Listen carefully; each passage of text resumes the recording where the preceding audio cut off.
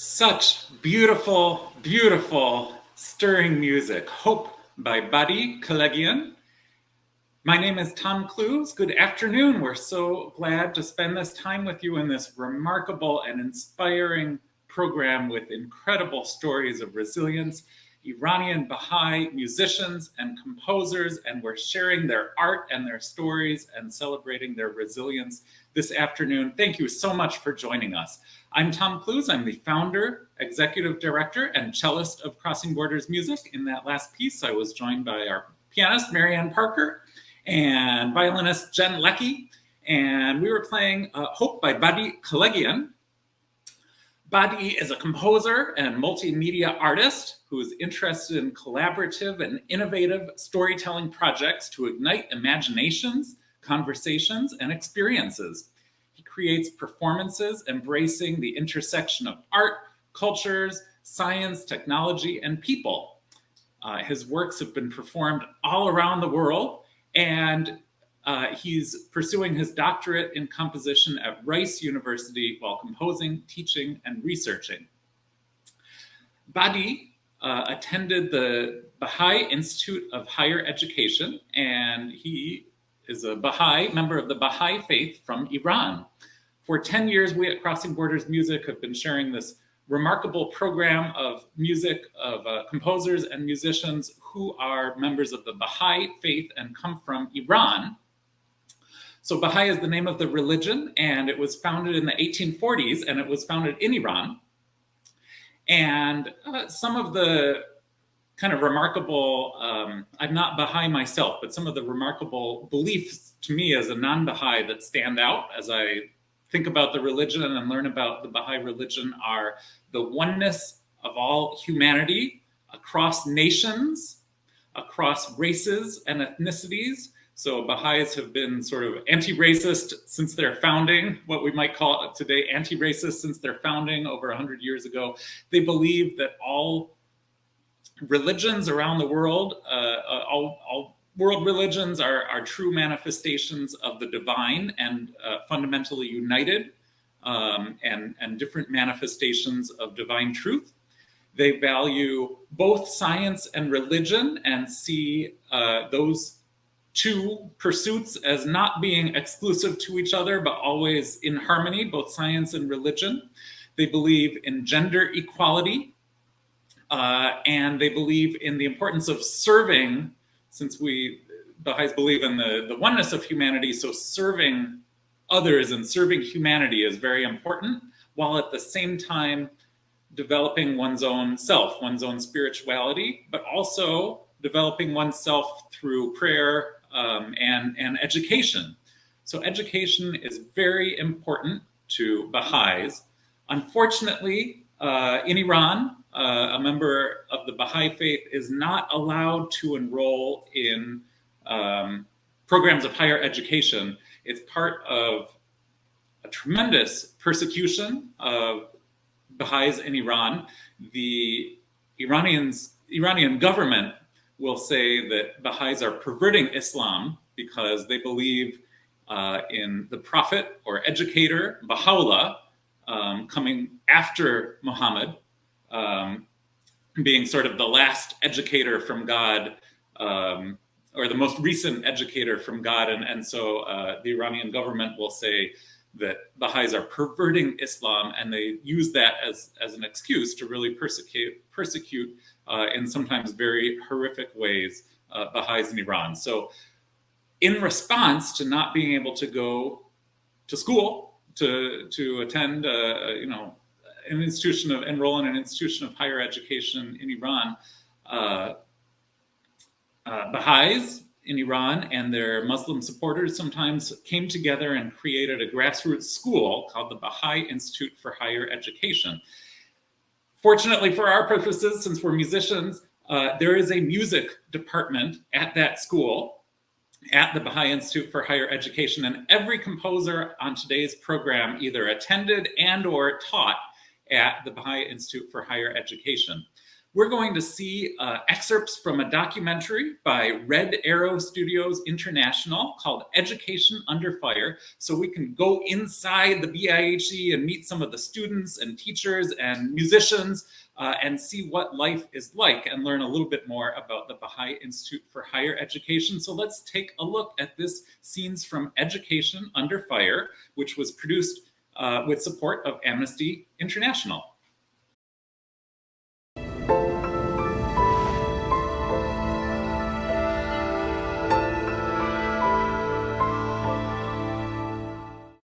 It's really unprecedented anywhere in the world to find an entire community systematically excluded from right to education. The Baha'is have been the target of such a treatment. In order to counter this and provide opportunities for their youth to have college education, to gain university access, they have created alternative institutions. I was not a Baha'i, but I went to school with several Baha'i and other minorities in Iran. The earliest memory I have of discrimination against them is the fact that they could not drink water from the same water fountains that the rest of the children, the Muslim children, could drink from. Yeah, my father was one of the founders for the Bahá'í Institute for Higher Education. The Baha'i faith started about 160 years ago in Iran. And the persecution of the Baha'is basically started with the inception of the faith. Tens of thousands of Baha'is were killed at the time. To date, about 300,000 Baha'is live in Iran. I was born in Tehran, Iran. Being a Baha'i, we had our own challenges growing up. We couldn't have the social life that other kids had. And we were always growing up with the fear that one day they may kick us out of school. So I knew my options are very limited, and at any time I might be stopped from growing or from going further. During the Shah, there was persecution of Baha'is, but it was limited. After the revolution, it became the hidden agenda of the government to deprive Baha'is from any cultural or economical progress. They expelled all the Baha'i professors from universities, and Baha'i students could not finish their educations. Baha'is were not allowed to work for government, state-related jobs. Baha'is lost some of their properties and were arrested. And there were more than 200 Baha'is which were executed in the 1980s. Yeah, I was born and grew up in Tehran. My father and my mother, they did extraordinary struggle to make sure I get all the tools that I need to fight my battles in the life. I was at high school with very good GPA. I was with this group of my friends that they were all Muslims but me, and they were getting to these schools, and I couldn't, just because I was Baha'i. The only option was open for me was BIHE. Bahá'í Institute for Higher Education, or BIHE for short, started in 1987. It was less than 100 students when we started BIHE.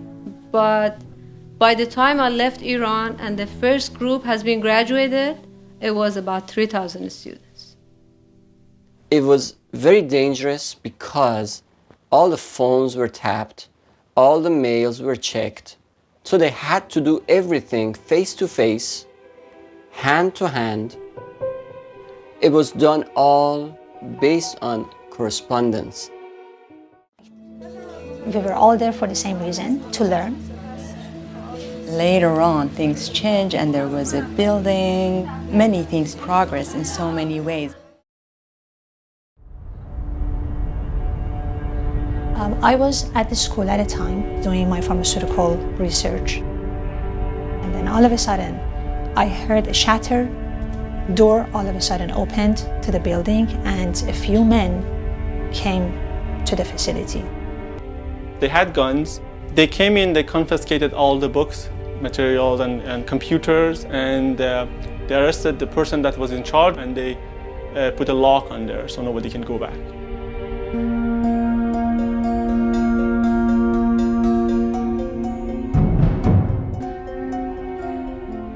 My uncle's, whatever he had was confiscated and he was put in prison. Then when he came out, the building was not there anymore and they had to begin from the point zero one more time.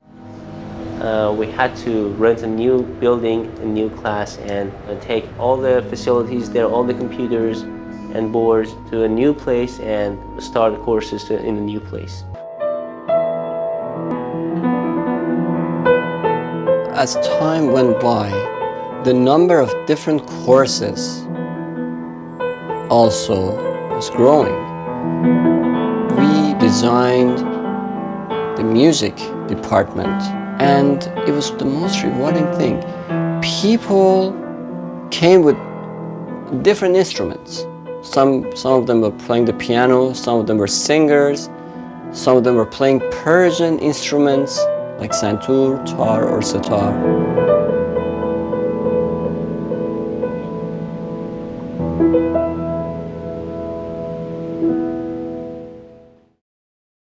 Education is one of the most fundamental civil rights of any human being within any polity, within any republic. What the Bahá'í Institute for Higher Education has done in Iran is nothing short of a miracle. It's one of the most remarkable educational experiences in the world.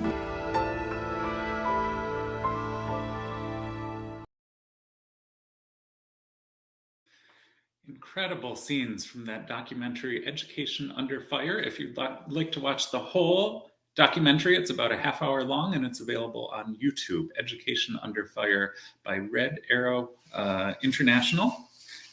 Red Arrow Studios International with support from Amnesty International. That pianist and musician at the very end of that video, Nikan Malani, is actually was one of the founders of the BIHE music department, and he is also the composer of our next piece. Nikan was a leader in the school, and his father, his family as well. Unfortunately, his father disappeared. We presume was killed in 1980, and the last that I knew, his uncle was in prison for being Baha'i, and had been told about these performances that we at Crossing Borders Music have been putting on for the last 10 years. This is our 10-year celebration. This live stream and this online series marks 10 years since our first performance of this remarkable music in our very first season as an organization. We want to dedicate this event today to Nikan and his family.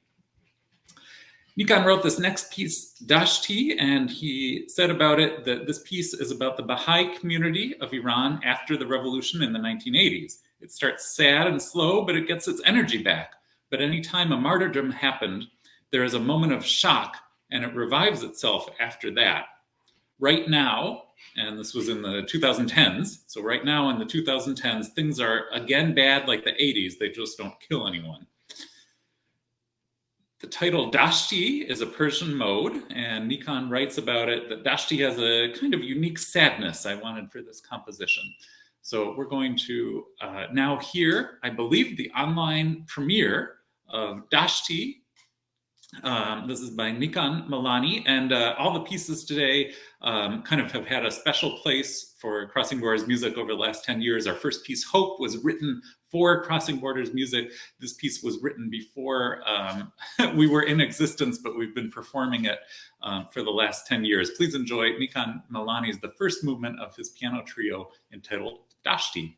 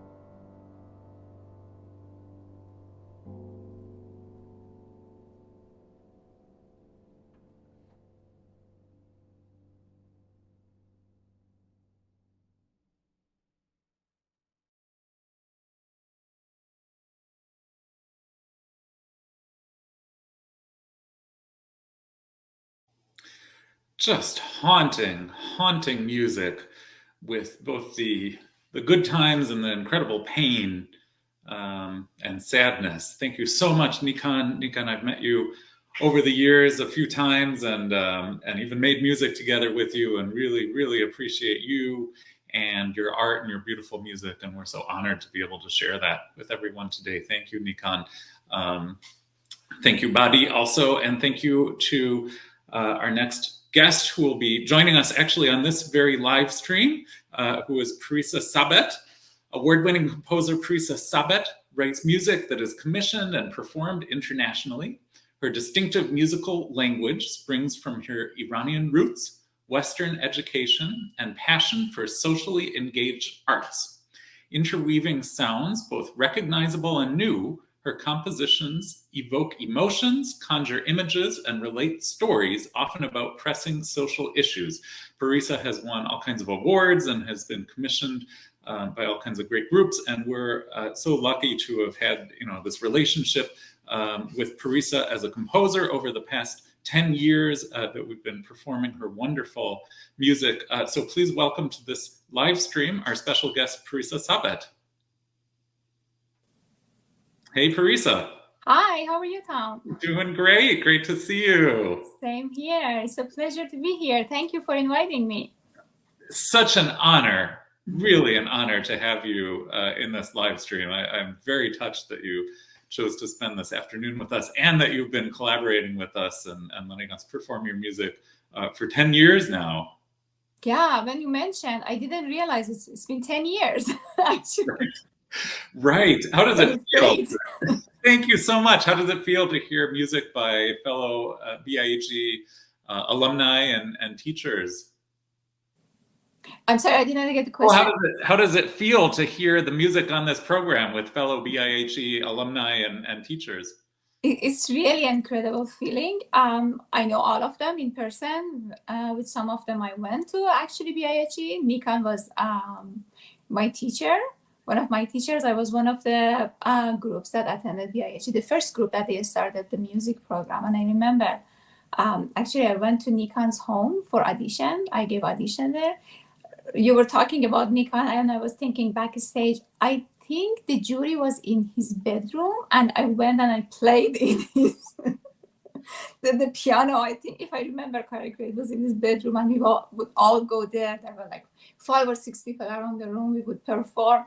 It was such an experience. Grassroots experience where everybody makes do with what they have available, right?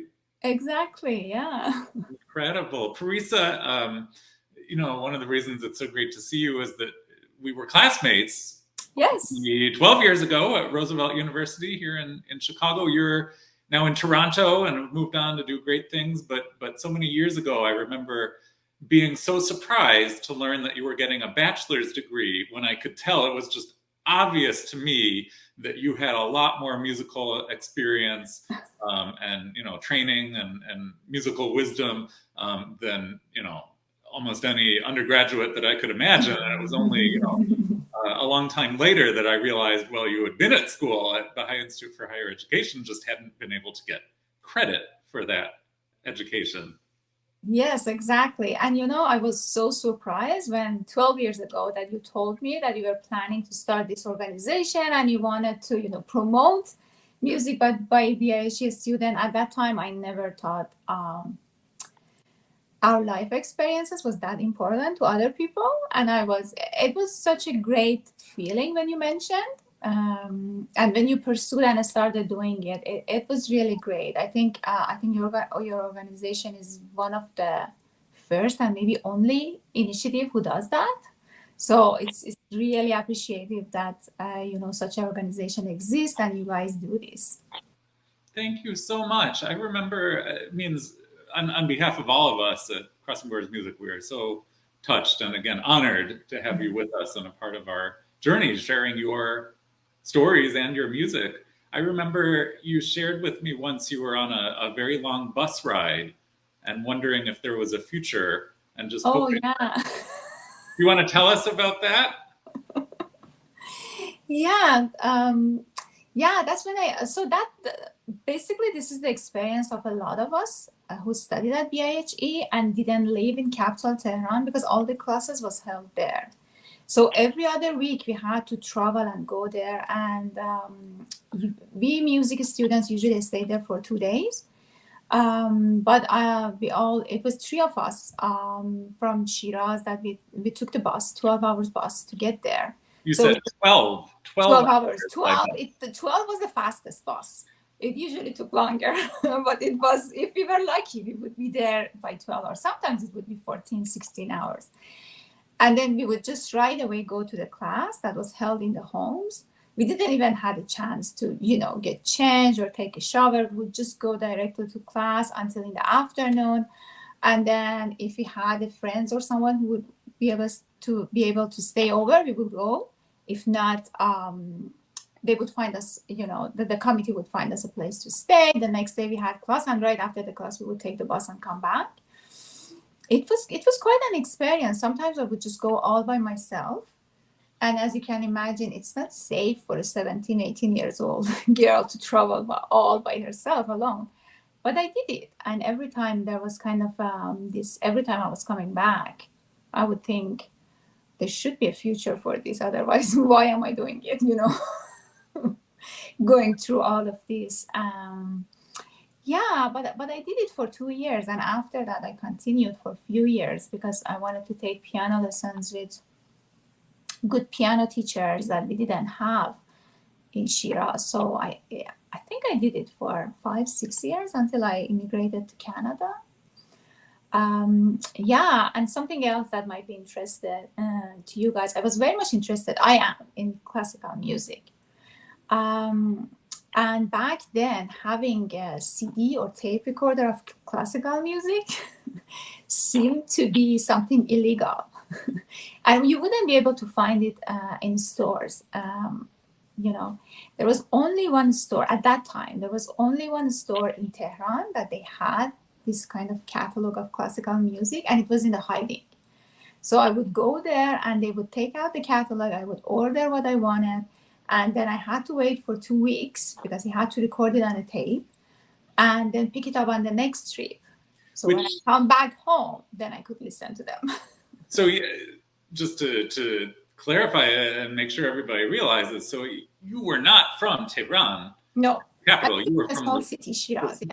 Right. So you would need to travel to Tehran, go to the store, place your order, go back home, and then come back again the next week later. Yeah. Yeah, and I think this is the Bahá'ís from a small city too. Who else? Farid too. We all had the same thing. If you weren't grown up in capital Tehran, you wouldn't have that, I would say, luxury or privilege of all of these. So that's the story a lot of us share. Amazing. And Parisa, I seem to remember. So you mentioned you grew up and you had this interest in Western classical music from when you were young, but that's not that certainly was not an interest that was easy to pursue. I seem to remember that you would play piano, but kind of have to hide that fact when you were a kid. Am I remembering correctly? So there was a time right after the revolution. I was born after the 1979 revolution. There was a time that the music was banned. So even having musical instrument was if they figured out that you had musical instrument at home, it would be a crime. And my uncle at that time, and my mom's brother, and my grandfather, my paternal grandfather, were in prison. My uncle's piano was moved to our home. So, but it was covered by all these blankets, and the kids, we were not allowed to play close to it because if we would, the sound would be heard by our neighbors. They could just report us, and the family could get into trouble. So that piano, my family, they wanted to get rid of it as soon as possible because they didn't want any other member of the family get into trouble. But then we went to war with Iraq. And the life was very, very, the economical situation of the country. And the people was very, very, it was a very difficult time. So it took my family a long time to be able to finally buy me a piano to be able to practice. But it was a short period of time that there was these in cultural centers around the city that you could like book an hour of piano to go and rehearse. So that's what I would do. My mom would take me there and, you know, stayed around for me to practice for an hour, 2 hours, and then bring me home. Wow. Wow. What was it that, you know, I should say that it's really remarkable, absolutely remarkable to hear your stories. And thank you so much for sharing, Parisa. It's just remarkable the difficulty that you faced in studying Western classical music.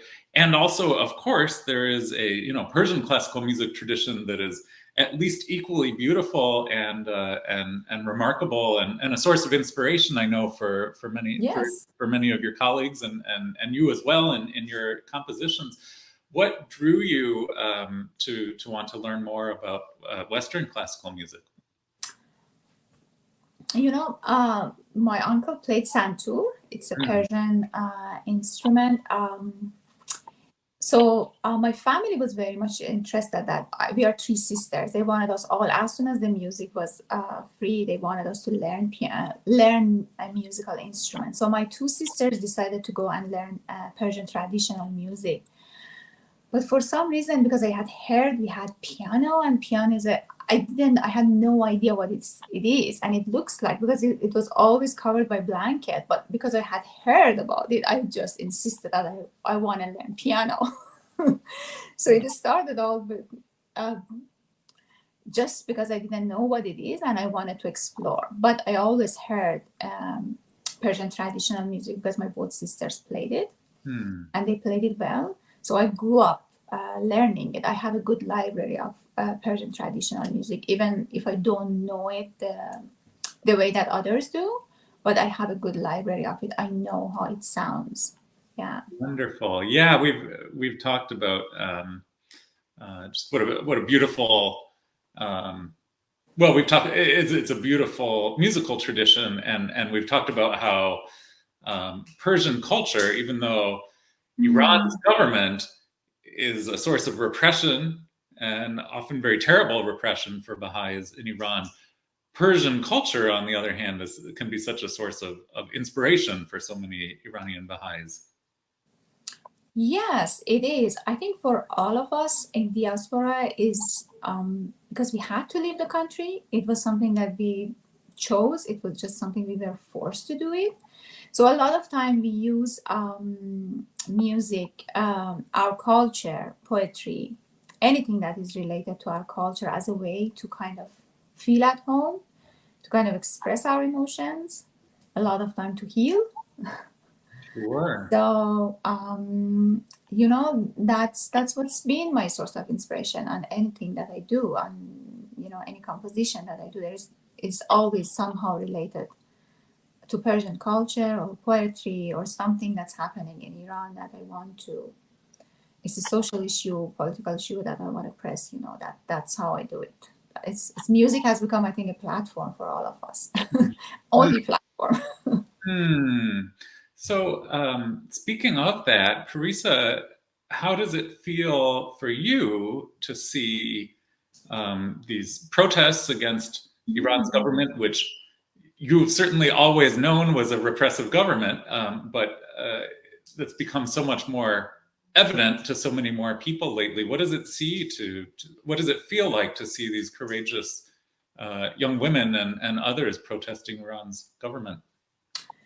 You know, in a personal level, I feel like it was my choice. I decided to be a Baha'i, and I knew to be a Baha'i, there will be a lot of oppression, persecution. It was my choice, but it really breaks my heart to see that is happening to others. That it's just they are there fighting for human rights, their rights, their basic rights, and it's been so difficult, I think, for all of us.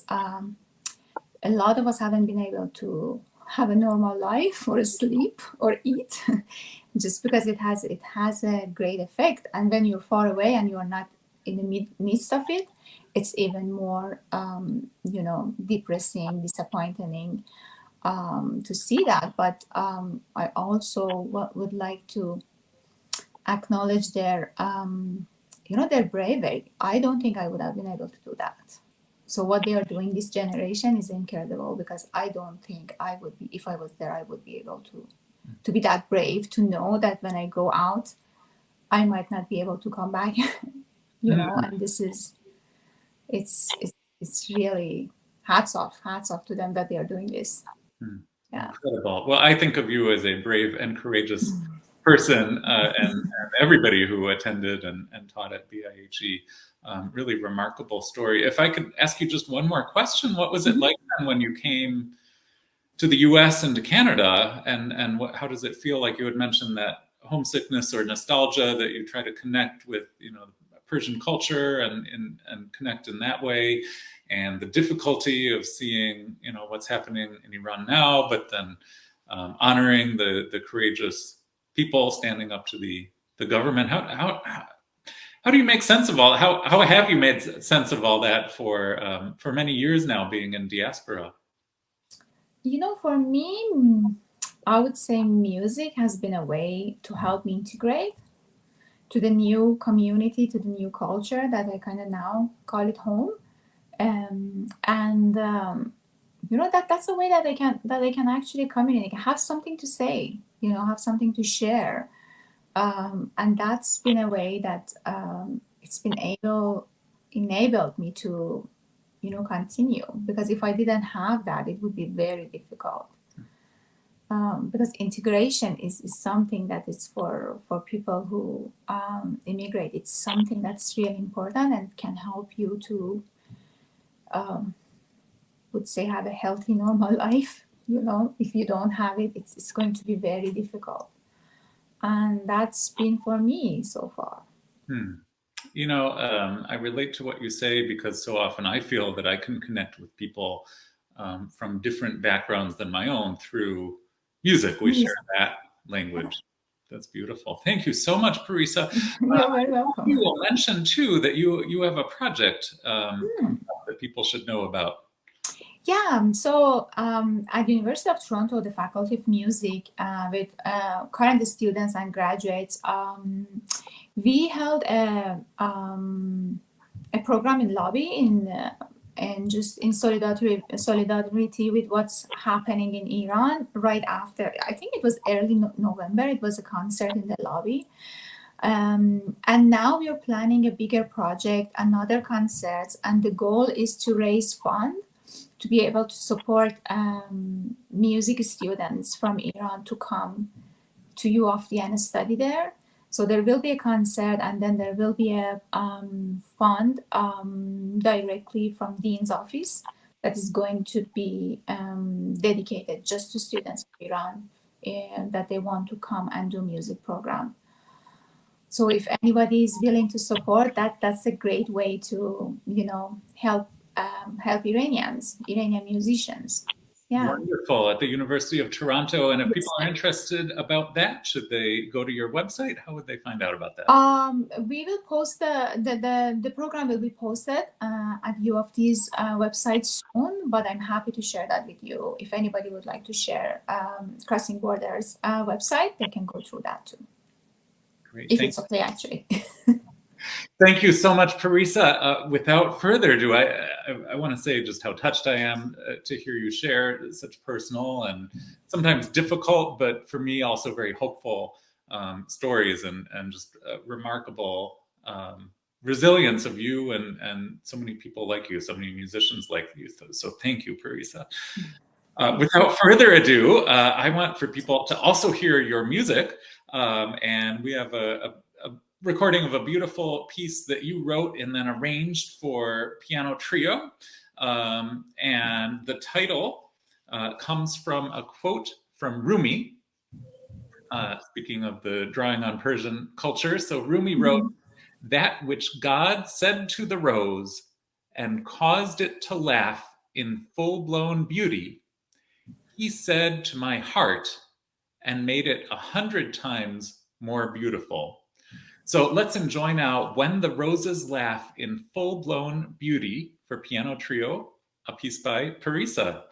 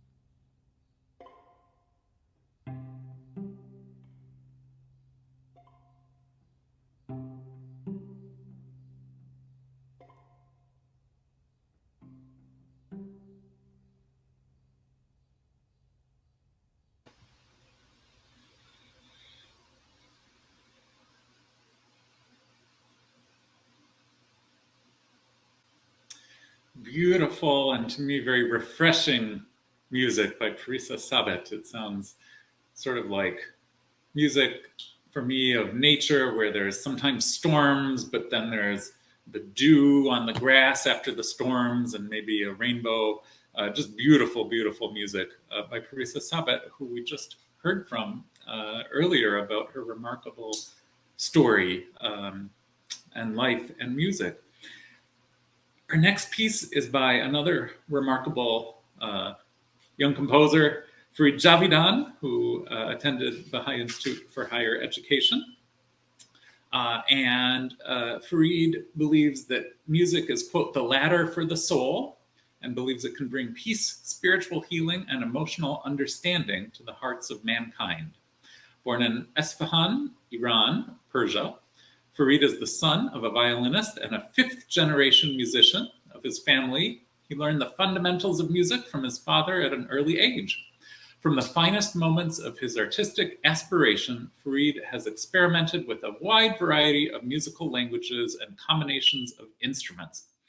Farid's style ranges from contemporary to Persian folkloric elements, and he's been the recipient of many commissions and collaborations throughout the United States, Europe, and the Near East. Farid was 15 when he attended the Esfahan Conservatory and studied piano. He graduated in 2000 and attended the BIHE, Bahá'í Institute of Higher Education in Tehran, where he studied piano performance and composition. He then returned to his alma mater as an adjunct professor of theory and piano. In 2005, Farid came to the United States to further his education and completed his doctorate in composition at the music composition at the University of Wisconsin-Madison. He currently teaches at Shenandoah Conservatory in Virginia. He wrote this next piece for us, Crossing Borders Music, one of a few pieces written for us over the course of the last 10 years, and we're honored to be able to share that with you today. I believe this is the online premiere of a piece called Hamoun. Farid writes about it. Many parts of the world have been struggling with severe drought for years, and Iran is no exception. I wanted to write a piece that sheds some light on the issue, so I chose a specific place to depict in my music. There is a lake in the Sistan region of Iran in the southeast called Hamoun that is a storied and beautiful place, but has been hit hard by drought conditions and is drying up rapidly. One of the biggest problems that has arisen as a result of the situation is severe sandstorms, which have crippled many towns and villages in the region. The composition is called Hamoun, and it's in two movements. The first movement, called Oasis in the Void, presents an atmospheric kind of music that depicts the drought of the lake and its empty and deserted surroundings. It's dark, suspenseful, and eerie. The second movement, called The Devils in the Sun, shows the wandering of the sandstorms and the devastation that they bring to the environment and the people. This movement starts with the calm before the storm and suddenly brings about a feeling of agitation in a dance-like section. The forceful ending is indicative of the ruinous remains after the storm is gone. So it's quite a lot of environmental devastation, but also the music is very exciting and dance-like. As Farid says, it's really very stirring second movement after a very eerie first movement. So we hope you enjoy. This is, I believe, the online premiere of Hamoun in two movements by another remarkable musician, Farid Javidan.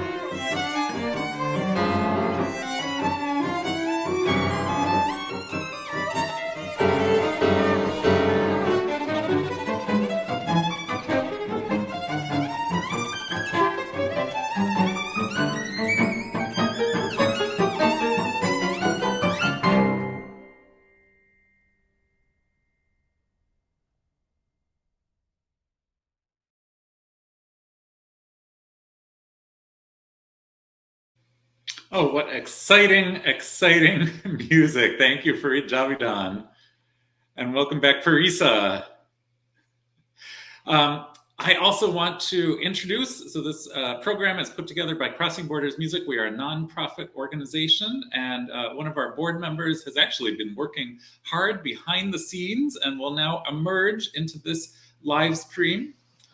Miran, to say a few words, Miran Choi, to say a few words about Crossing Borders Music. Hey, Miran. Hello everyone. Thank you, Tom, for the introduction. My name is Miran Choi, and I'm a board member of Crossing Borders Music, as well as a person behind the scenes in today's live stream. Crossing Borders Music is a nonprofit organization dedicated to using music to promote the dignity of people from all cultures. We focus on cultures that are poorly understood and often historically marginalized, and in promoting their music, also promote their stories and crossing the borders that assumptions and lack of information can create. We can also bring this inclusive work to educational programs intended to broaden students' awareness of richness and diversity of cultures in their music. And we act on this mission because we are living in a time of change. We act because we recognize the challenges and lengths to which composers like the ones featured in today's program go through to share their culture and their story. And we hope to honor this tremendous effort by sharing their music and stories, and all of this is done in a spirit of collaborative learning and growth. As a music educator who is finishing their graduate thesis work on Korean folk traditions, which is lesser known or featured in Western media, when learning about Crossing Borders, I found the organization's mission and impact to be refreshing and inspiring. CBM's work and what they have taught me in the few months that I have served them has guided me on where to look in my own ambitions as I aspire to be a musicology professor dedicated to decolonizing the field. If you found today's program sparked curiosity as it did for me, inspiration to learn more, and interest in our work, please keep in touch with us. Let's see here. For more information on our work, who we are, and to keep in touch, please check out our website, crossingbordersmusic.org. And you can also follow us on our socials on Facebook, YouTube, and Instagram as Crossing Borders Music. Speaking of those handles, those are the best ways to find out how you can contribute to our work. We are so thankful to our supporters for their contributions throughout our end-of-year fundraising campaign, whose support put us well beyond our anticipated goal of $13,000. And in support of this campaign, or outside of this campaign, we're accepting donations year-round to support programming such as today's live stream. If you are willing and able, please consider supporting us in our mission to create inclusive spaces for sharing underrepresented music and stories. Those social media handles and our website are a great way to check out our future events. Our upcoming events are Thursday on February 12th at 3:30 p.m. We have an educational live stream called Celebrating Black Trailblazers Through Streamable Learning. And then on Saturday, February 5th at 3 p.m., we have Reflections on of the Arab World at the Indian Trails Library. And last but not least, on Friday, March 10th at 2 p.m., we have the Haitian Music for Change at the University of Illinois in Chicago. Please join us if you are able for these wonderful opportunities to connect with the lives and stories of many more wonderful composers. We can't wait to share our continued collaborative musical journey with you all and appreciate your support on our journey towards creating inclusive spaces. Thank you. Thank you, Miran. From emerging from behind the scenes, Miran also runs much of our social media, and it is wonderful to see them in that leadership position on the board, which functions collectively as my boss, as the executive director of this organization. So thank you, Miran. I have to say nice things because they're collectively my boss with the rest of the board. But it's all true. Thank you so much, Miran. Really a pleasure and to work with you in this wonderful organization. And Parisa, so great to have you back. Parisa, our next piece and our last piece of this live stream, Persian Dreams by Safa Shahidi, is, according to Safa, sort of a combination of the Western elements and Western classical elements, Persian classical elements. We talked a bit about putting those together in a composition. How do you go about doing that? How do you sort of take those two different worlds, and what does it feel like to hear them collide? That's a very good question. When I started, I would just go by taking a melody or a folk tune, just changing it and then adding, classical, Western classical harmony to it. But the more, I think, the more I did that, I realized that's not the way to do it. So I more these days rely into my instinct and what's right. And I know that I have these influences and inspirations from both worlds and also all sounds around me, whatever I'm hearing. So I try to just listen to what comes to me, and that's the way I compose. Because it's so difficult to kind of make something that melts well from two different worlds. So I try to trust myself to see whether the sound world that comes that fits the music that I'm doing, and I go about that. Thank you. Yeah, you mentioned using Western harmonies for Persian folk songs, and that would be a very, I believe, untraditional way of hearing those melodies. Yeah. Is that something that you think about in your process about which ways are sort of appropriate ways of using these traditional melodies, and which ways? I did it maybe for the first couple of years. I don't do it that way anymore. Yeah. I compose. If there's a melodic piece, I compose the melody myself. I go with the harmony that I think. I come up with the harmony that I think works well with it. If it's gestural composition or if it's just textures, I try to treat the sound, and see what comes, what's right for that specific composition. I don't do that anymore. Sounds like it's very personal to you. Yeah. Of course, your music is going to be personal to you, but I think it's different layers that you're going through, right? You start with that, with arranging a melody or just getting inspiration, but the more it gets deeper, then it kind of internalized. And then you no longer think about it. Is this a Western music I'm doing? Is this a Iranian music? It becomes your unique language. It becomes who you are as a composer. And maybe a reflection of who you are as a person and your own identity and all the different. Yeah, exactly. Yeah. Things in your life. Well, we don't have Safat Shahidi to speak about his philosophy of how he, navigates the questions of combining the. He's a wonderful improviser. And an incredible composer and an incredible pianist. And his website is below, safashahidi.com. Please check him out and check his work out. Before we go, I do want to thank many people, and certainly including you, Parisa. We really, really appreciate your presence here and your stories and your sharing. We also, of course, want to thank Miran Choi, both behind the scenes and for speaking and for running our social media that helps spread the word about these events, this one and other ones.